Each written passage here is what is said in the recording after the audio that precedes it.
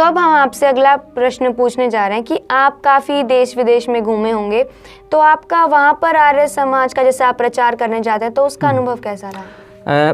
प्रेक्षक, मैं यूरोप के देशों में भी गया हूँ, चाहे हॉलैंड की बात हो, चाहे उसके आसपास के देशों की बात हो, और चाहे दक्षिण अफ्रीका की बात हो।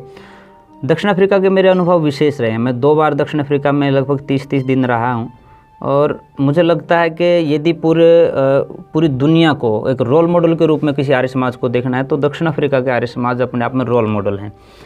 सबसे बड़ी बात उनकी ये है कि वहाँ जो पुरोहित होते हैं, अपने यहाँ आपने देखा होगा यज्ञ करवाने के लिए, विवाह शादियों के संस्कार करवाने के लिए पुरुष दिखाई देते हैं, लेकिन वहाँ पर सबसे बड़ी विशेषता ये है कि वहाँ जो पंडिता हैं वो बहुत ज़्यादा संख्या में हैं। महिलाएं जो है, अभी हम लोग बेटी बचाओ की बात कर रहे थे, महिलाओं के सम्मान की बात कर रहे थे, तो वहाँ पर महिलाएं पुरोहित हैं सबसे ज़्यादा।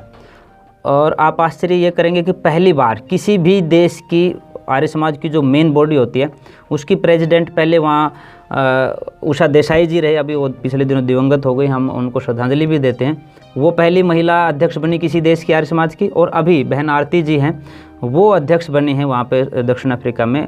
और दक्षिण अफ्रीका का इतिहास इसलिए भी हमारे लिए ज़रूरी है कि चाहे महात्मा गांधी जी वहाँ रहे हों, चाहे भाई परमानंद जी वहाँ गए हों, तो आर्य समाज ने बहुत बड़े काम किए हैं। पंडित नरदेव वेदालंकार जी जो दक्षिण अफ्रीका में जिन्होंने हिंदी शिक्षा संघ की स्थापना की, भाई राम भरोस जी जिन्होंने ABH के माध्यम से बहुत बड़े और ऐतिहासिक काम किए। ABH जो है आर्यन बेनेवलेंट होम, आर्य अनाथालय को वहाँ बहुत बड़ी संस्था है।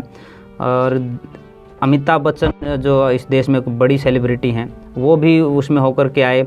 हमारे देश से राष्ट्रपति भी जब जाते हैं तो उसमें ज़रूर विजिट करके आते हैं।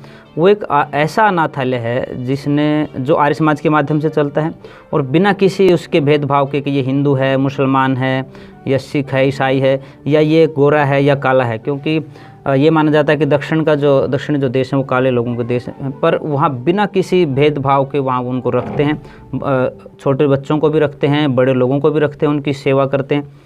तो वहाँ एक ऐतिहासिक काम वहाँ पे हो रहा है। उसके अलावा सामाजिक कार्यों में वहाँ का संगठन बहुत सक्रिय रहता है। डॉक्टर रामविलास जी की हम बात करें, भाई प्रबोध जी की बात करें, राजेश लक्ष्मण जी की बात करें, अनेश रामकलास जी की बात करें, ऐसे ही कितने ही साथियों के मैं आपको नाम गिनवा सकता हूँ जो इन कार्यों में वहाँ लगे हुए हैं। हमारी पंडिता बहनें लगी हुई हैं। मुझे लगता है कि आपको प्राउड फील होगा, आप कोई विदेश में जा कर के, और किसी हिंदी के प्रति इतना उनका आकर्षण मिलेगा।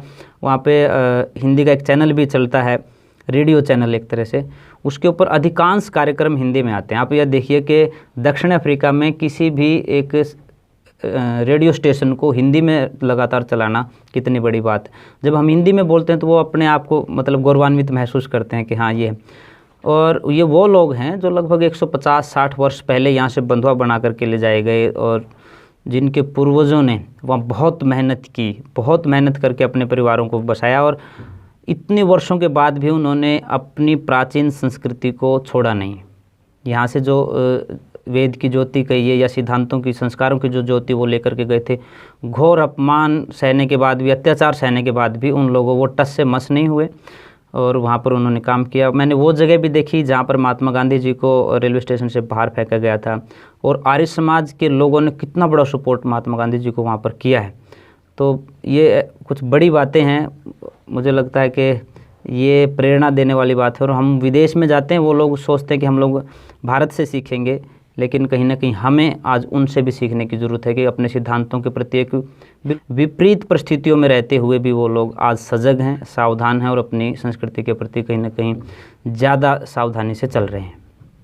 आप अंग्रेजी दवाओं से परेशान हैं या फिर रोगों से परेशान होकर संसार से उठ जाना चाहते हैं? उठ जाने से पहले नाड़ीवैद क्या क्लब आइए और अपने सभी रोगों का आयुर्वेद में सही समाधान पाइए। साथियों, इस वीडियो को ज़्यादा से ज़्यादा लाइक करें, कमेंट करें, शेयर करें, और चैनल को सब्सक्राइब करना ना भूलें।